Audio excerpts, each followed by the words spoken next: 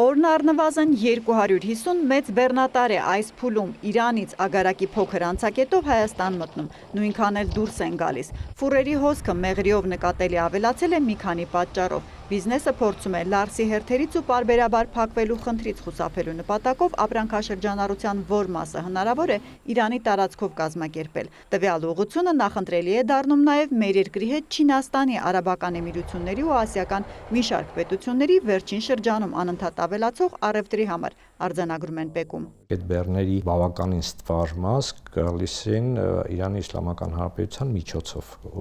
տարածքով եւ Հայաստան են մտնում ագարակի անցակետով։ Մնացականյանն ասում է, որտեղից ինչ ապրանք էլ բերեն, բեռնափոխադրողները ցանկալի է անցակետի տարածքից սահմանված ժամկետում դուրս գան։ Նախկինի պես երկար կայանել ագարակում այլևս չի թույլատրվում, քանի որ տնտեսվարողների մեքենաները սկսում են խանգարել նոր մաքսակետի մեծամասշտաբ շինարարությանը։ Շինարարության այս պահի եղած ծավալները այնպիսին են, որ եթե մաքսակետում հատկապես բեռնատար տրանսպորտային միջոցների կուտակումներ են լինում, դա մեծապես խանգարում է շինարարական աշխատանքներին եւ մենք այդ նպատակով ենք նաեւ խնդրում եւ հորդորում։ Պաշտոնական հորդորը օրերս տարածեցին՝ մի ձգձգեք մաքսային ձևակերպումները, ագարակի անցակետ մուտք գործեք փաստաթղթերի ամբողջական ցանկով։ Թերի թույլտվությունները տեղում լրացնելու ժամանակն ու հնարավորությունն անվերջ չեն, սահմանափակումները դրված են ԵԱՏՄ մաքսային օրենսգրքի 88, 89 եւ 83-րդ հոդվածներով, հիշեցնում է կոմիտեի մաքսային սպասարկումների պատասխանատու ներկայացուցիչը։ Ներմուծման պարագայում փոխադրողը 1 ժամվա ընթացքում պիտի պարտավոր է անհրաժեշտ բոլոր փաստաթղթերը ներկայացնել մաքսային մարմնին,